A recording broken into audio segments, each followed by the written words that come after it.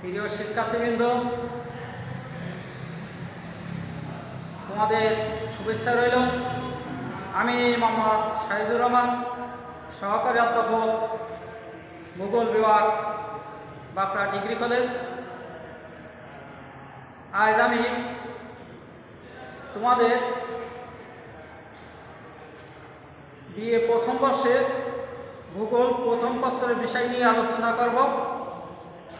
আজকে আলোচনার বিষয় হল প্রাকৃতিক পরিবেশের উপাদান ও অঙ্গসমূহ।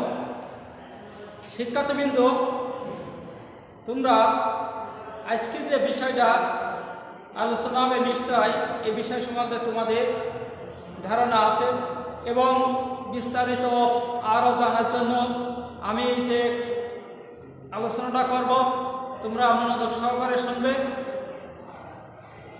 খেয়াল করো, বোর্ডে আলোচ্য বিষয় লিখেছি এখানে এবং উপাদানের অঙ্গসমূহ এখানে লেখা আছে, এইগুলো আলোচ্য বিষয়। তাহলে আমাদের প্রথম জানার বিষয় হলো প্রাকৃতিক পরিবেশ কি। প্রাকৃতিক পরিবেশ হলো যে পারিপার্শ্বিক অবস্থার মধ্যে মানুষ তার জীবনযাত্রা নির্বাহ করে, সেইটাই প্রাকৃতিক পরিবেশ। প্রাকৃতিক পরিবেশের আলোচ্য বিষয় বা উপাদানসমূহ ব্যাপক বা বিস্তৃত। পরিবেশকে মূলত দুই ভাগে এখানে ভাগ করে, একটা প্রাকৃতিক পরিবেশ, একটা সাংস্কৃতিক বা অপ্রাকৃতিক পরিবেশ। আমাদের এখানে আলোচনার বিষয় হল প্রাকৃতিক পরিবেশ। মাথার উপরে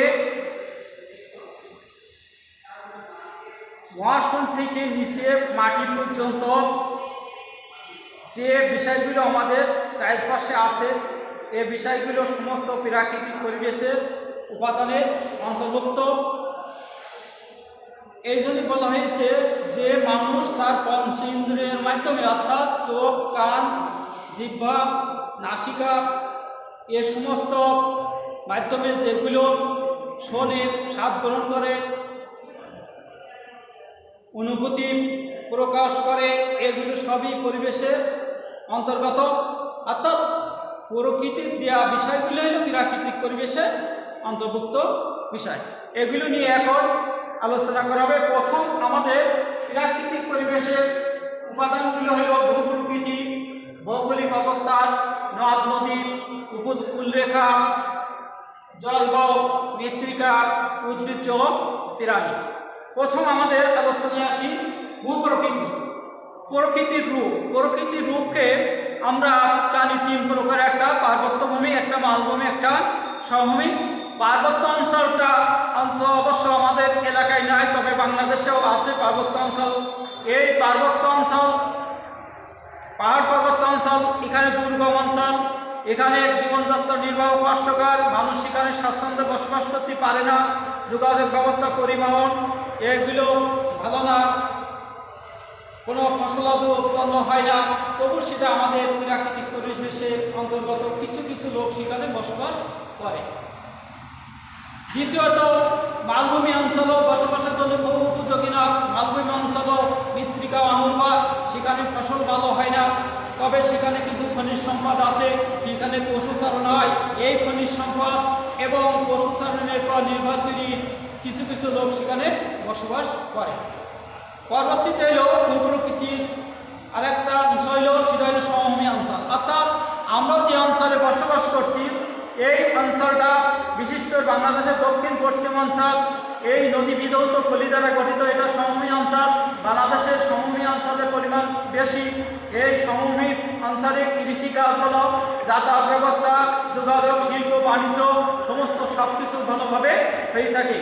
যে এই বিষয়গুলো সমস্ত সব প্রাকৃতিক পরিবেশের উপাদানের অন্তর্গত এবং ভূপ্রকৃতির উপর নির্ভর করে মানুষের অর্থনৈতিক কর্মকাণ্ড ভিন্ন রকমের হয়ে থাকে। তাহলে ভূপ্রকৃতি সম্বন্ধে বলা হলে ভৌগোলিক অবস্থান, অর্থাৎ কোনো একটা দেশ বা অঞ্চলের অবস্থানটা নির্ভর করে সে দেশের উন্নতি অবনতি, এটা পরিবেশের পর প্রাকৃতিক পরিবেশের উপাদানের অন্তর্গত। এটা যেমন এখানে একটা পৃথিবীর একটা গোলক যদি এখানে এরকম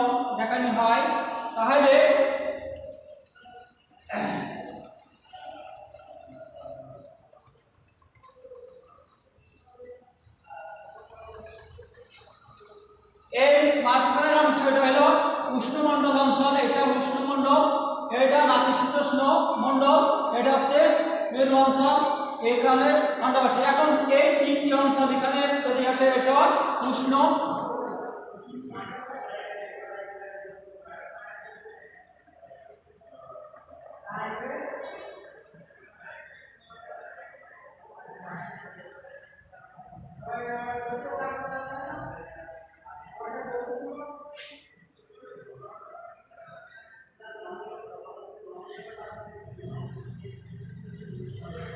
বাগলুক নিচু এরকম, এখানে এটা, এখানে এটা, এখানে মেরু অঞ্চল, এটা এরকম তিন ভাগ রয়েছে।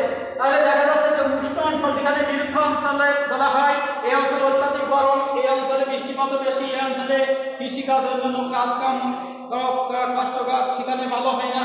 নাতিশীতোষ্ণ অঞ্চল অপেক্ষাকৃত ভালো, সেখানে বেশি গরম না, সেখানে বেশি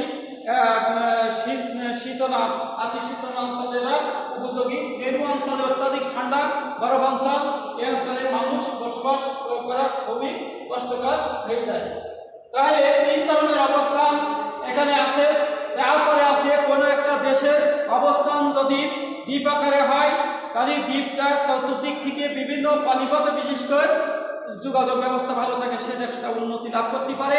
আর যদি উপদ্বীপীয় হয় তাহলে উন্নতি লাভ করতে পারে, যেমন ভারত, ইটালি, এই সমস্ত দেশগুলো উপদ্বীপীয় অবস্থান, এরা বিভিন্ন প্রকার নদীর উপকূলভাবে, সাগরের উপকূলভাবে বিভিন্ন প্রকার বন্দর গড়ে তোলা যায় এবং তার মাধ্যমে ব্যবসা বাণিজ্য উন্নতি হয়। কিন্তু মহাদেশীয় অবস্থান যেমন নেপাল, বলিভিয়া, মঙ্গোলিয়া, এই সমস্ত দেশগুলো কিন্তু কোনো যোগাযোগ ব্যবস্থা নদীপথের মাধ্যমে না হয়, তাহলে বেশি ব্যবসা বাণিজ্য উন্নতি লাভ করতে পারে না। তাহলে ভৌগোলিক অবস্থান কোনো একটা দেশের অর্থনৈতিক কর্মকাণ্ডের উপরে প্রভাব ফেলে। পরবর্তীতে আছে নদ নদী মানুষের অর্থনৈতিক কর্মকাণ্ডের উপরে প্রভাব ফেলে।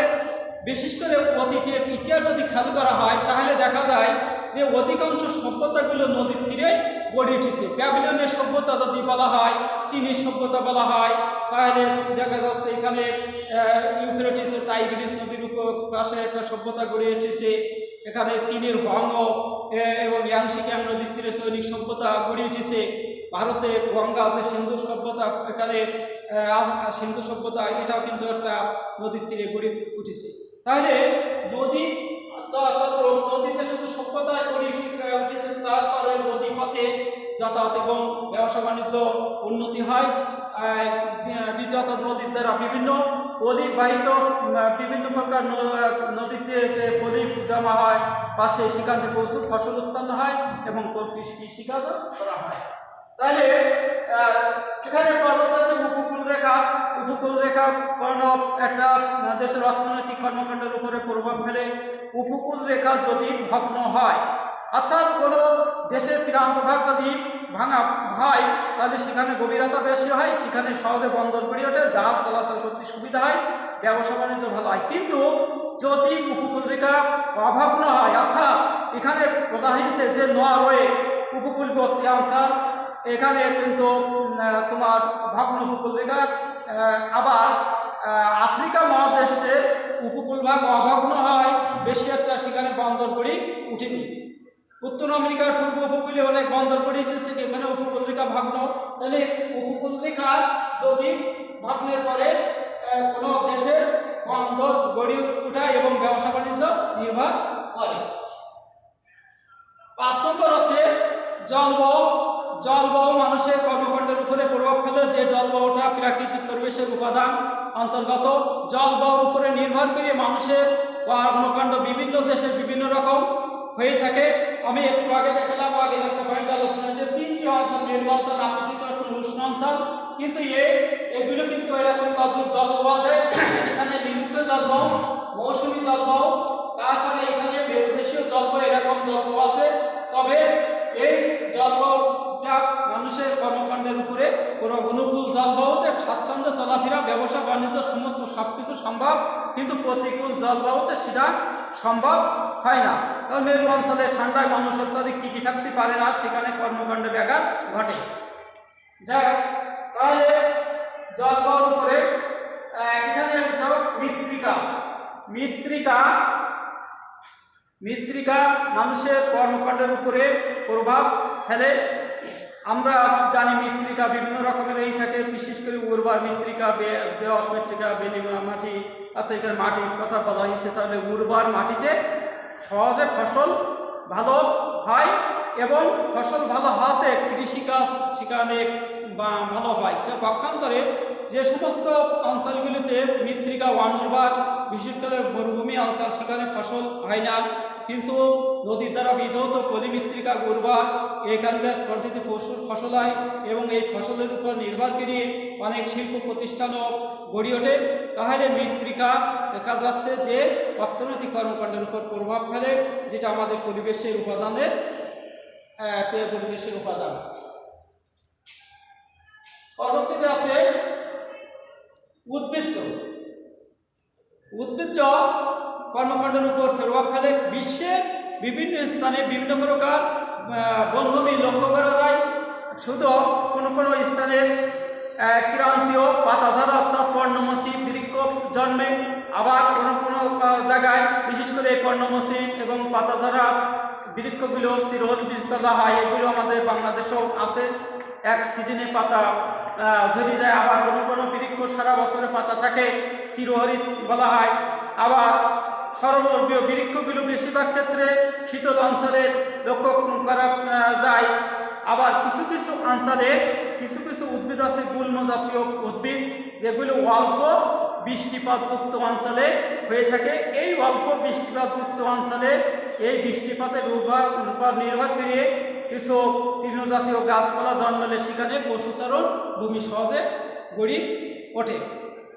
তাহলে আবার উদ্ভিদের অনেক বনভূমি থেকে বিভিন্ন প্রকার কাঠ সংগ্রহ করা হয়। এই কাঠের থেকে বিভিন্ন প্রকার জিনিস তৈরি করা হয়। কাঠের থেকে আবার কাগজ, কাঠ বনভূমির থেকে আবার বাঁশ আছে, কিছু কিছু কাঠ আছে সেখান থেকে কাগজ শিল্পেও ব্যবহার হয়ে থাকে।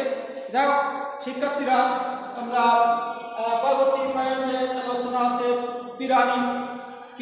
প্রাকৃতিক পরিবেশের উপাদানের এটাও অন্তর্গত।